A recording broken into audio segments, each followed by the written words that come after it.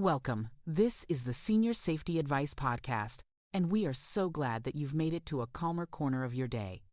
Here, we focus on real solutions, practical help, and the kind of encouragement we could all use a little more of.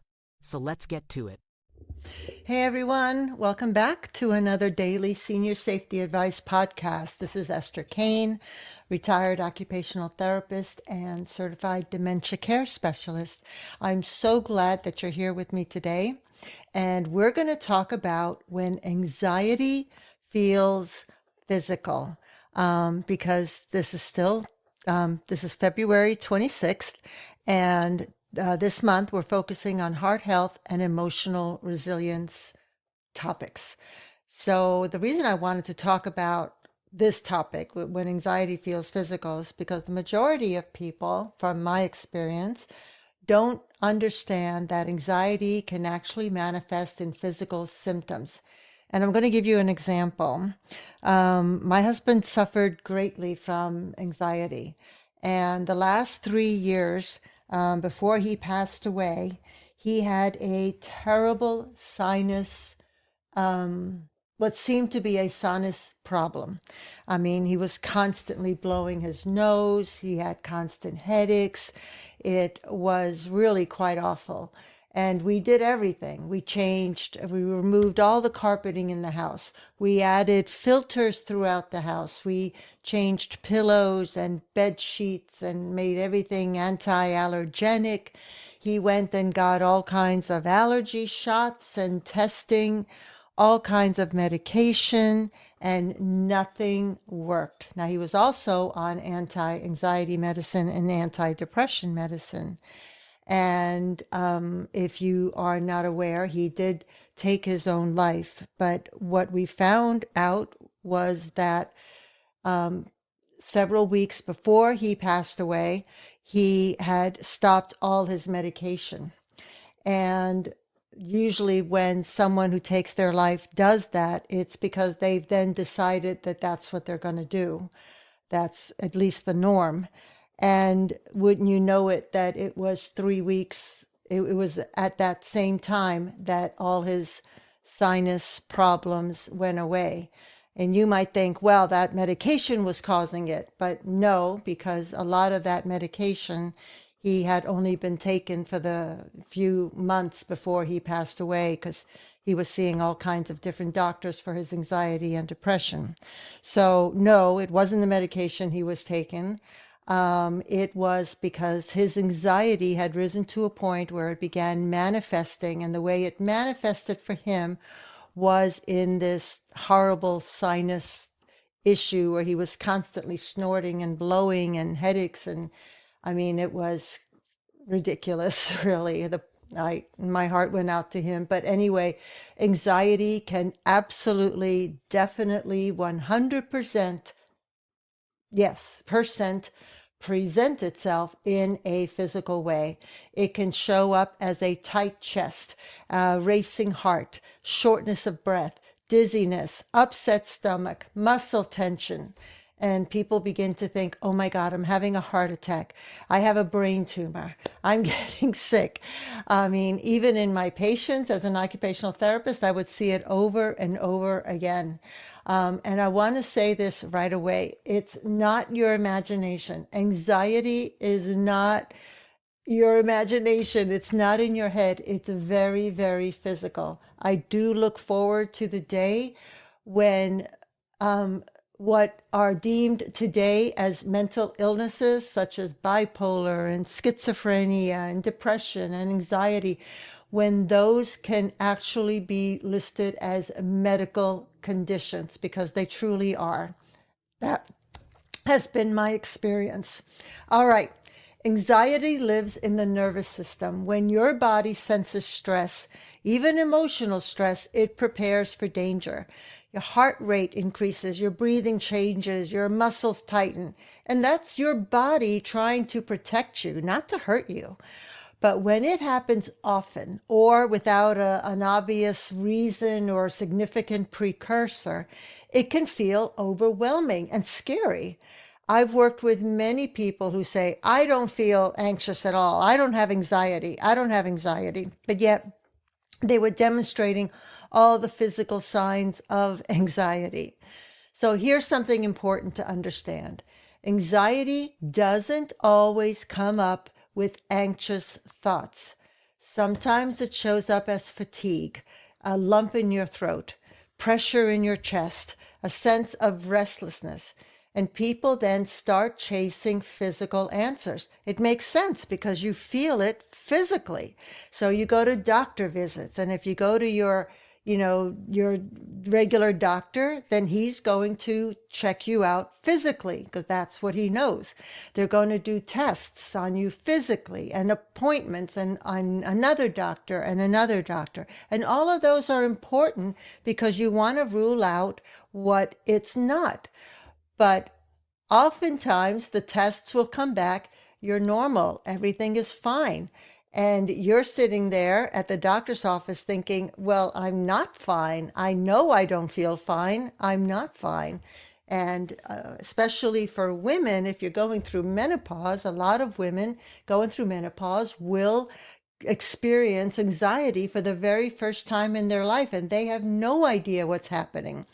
And of course, you want to rule out any other physical issues, but don't discount the fact that it could be anxiety.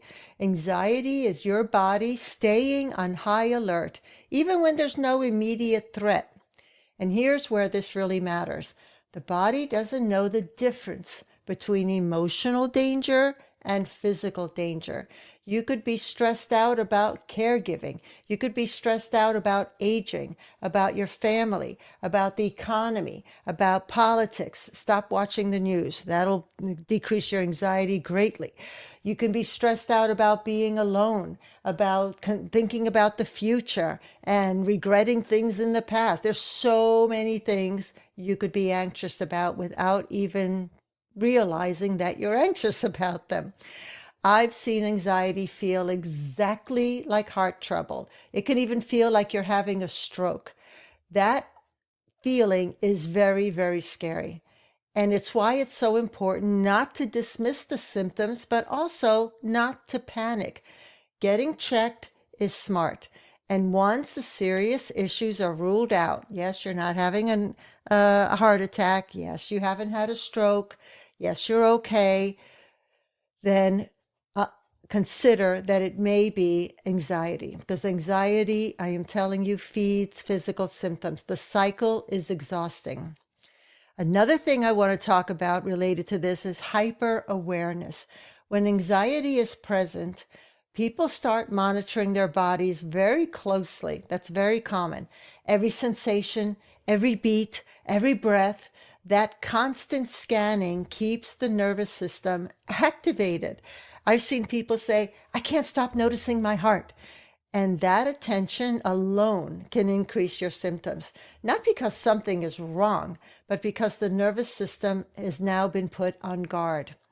Another physical symptom that's very common with anxiety is muscle tension, clenching your jaw, neck pain, shoulder tightness, back pain, leg pain, any kind of muscle tension. People don't even realize that they're holding their bodies rigid. How many times have you found yourself with your shoulders pushed up and you don't even realize it, and you have to physically think about it to push your shoulders back down? That tension creates, of course, discomfort, and discomfort creates worry, and the loop continues.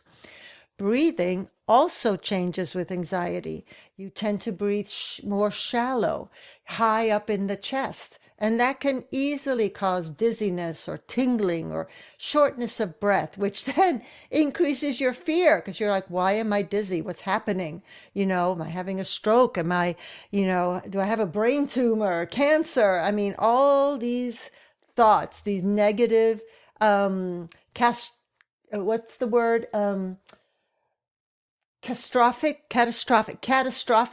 thoughts come through in your head. And that's very common with anxiety, of course, because then you start going through the loop of constantly thinking of those catastrophic types of scenarios. So here's the good news, though. Because anxiety does live in the nervous system, it can be calmed through the body, not just the mind. Slow breathing helps, like the kind of breathing you do with meditation, yoga. Gentle movement helps, the kind that you can do with, just walking outdoors, yoga or Tai Chi. And grounding helps. And that's, again, meditation, listening to meditation tapes, yoga. Placing your feet on the floor, noticing what you can see, feeling something solid. Those things tell the body, I'm safe. I'm safe right now.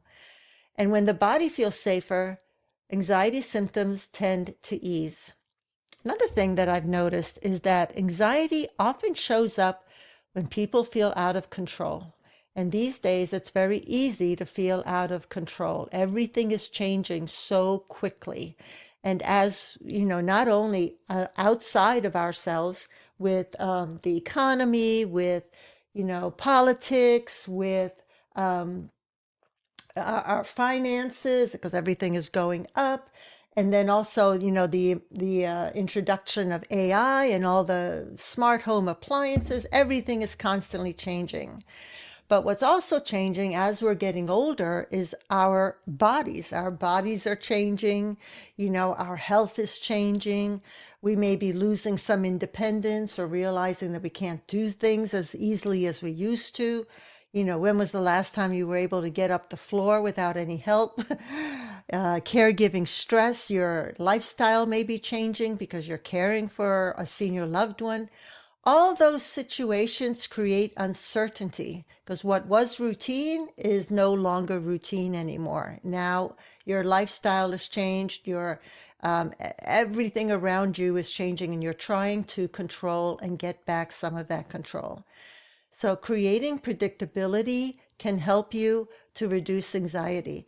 Creating some kind of a routine, small rituals, knowing what comes next. That's why planning is so very important. Planning as much as you possibly can, within the parameters of whatever your lifestyle.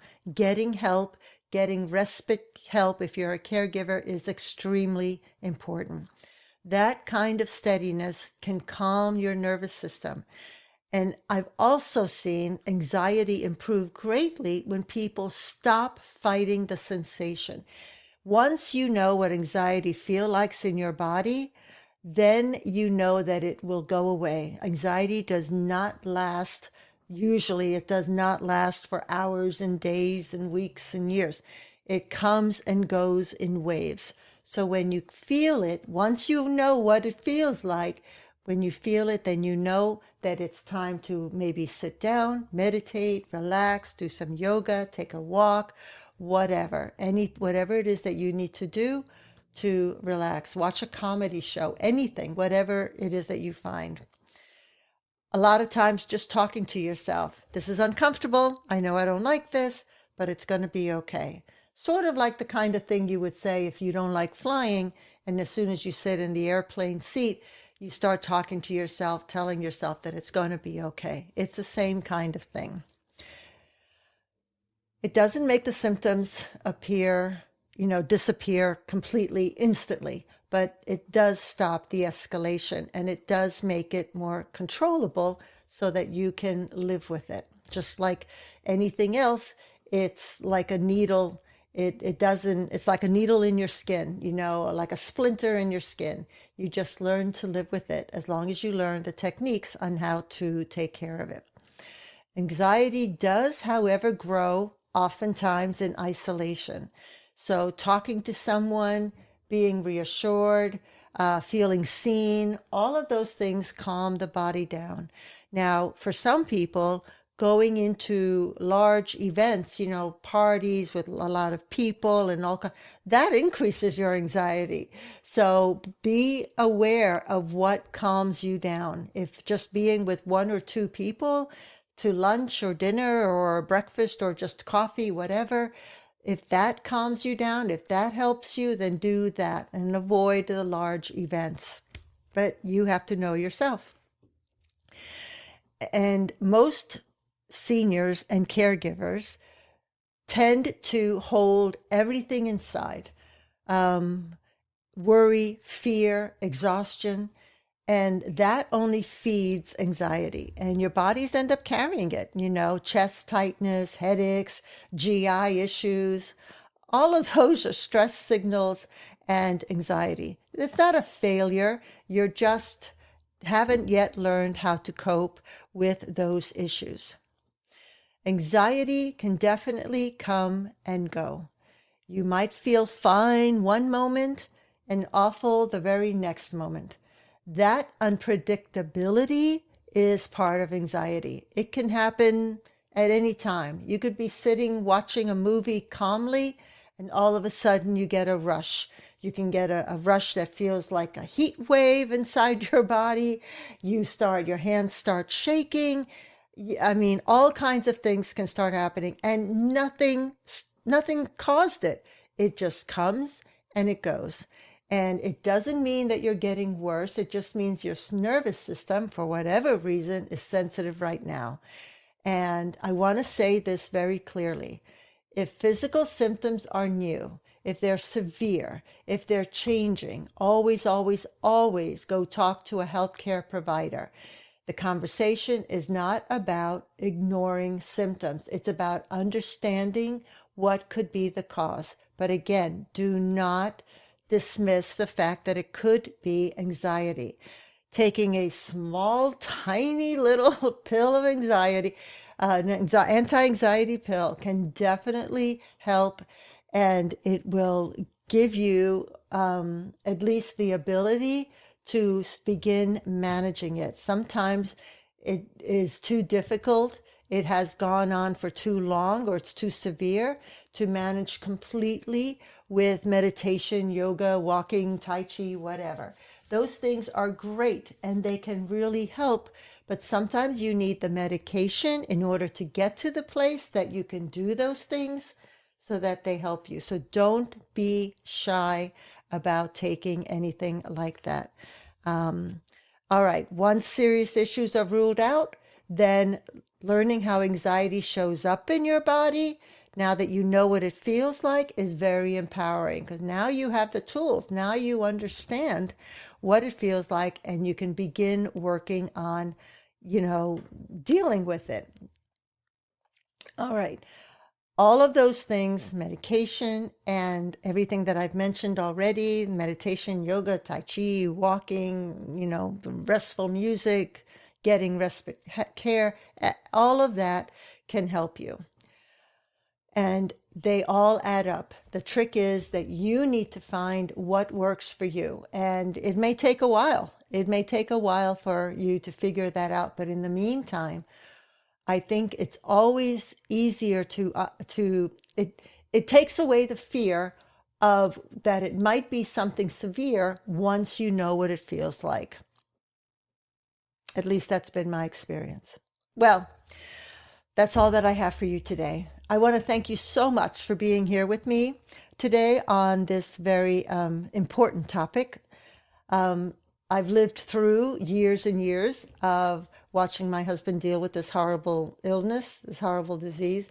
So I know what it looks like from the outside, and I have an inkling of what it feels like. After his passing, I myself went through some terrible anxiety. Obviously, anyone who's lived through anything like that is going to have a little anxiety. But it affects people quite differently. Some people have it horribly, and some people just have a little smidge of it. Either way, take care of it, because you deserve to live the rest of your days as happy as you can. And also, you want the people around you to be as happy as they can. All right. If today's episode gave you some useful insights or some new ideas, then please share it with someone who you think might find it helpful as well. You can discover even more expert tips and helpful guides for seniors and caregivers at seniorsafetyadvice.com. And listen, if you're searching for an Aging in Place specialist, visit our website at aginginplacedirectory.com and come back tomorrow for even more useful tips, insights, and ideas right here on the Senior Safety Advice Podcast. And if you haven't yet subscribed to the YouTube channel or the podcast yet, then please go ahead and do that right now. Having more subscribers and comments and sharing it, those things really help us reach more people who could use this kind of support and information. So until next time, take care of yourself and the ones that you love. This podcast is part of our mission to help older adults live safely and independently. If you'd like to take the next step, visit aginginplacedirectory.com, where you'll find specialists, helpful resources, and inspiration to make every home your place to thrive.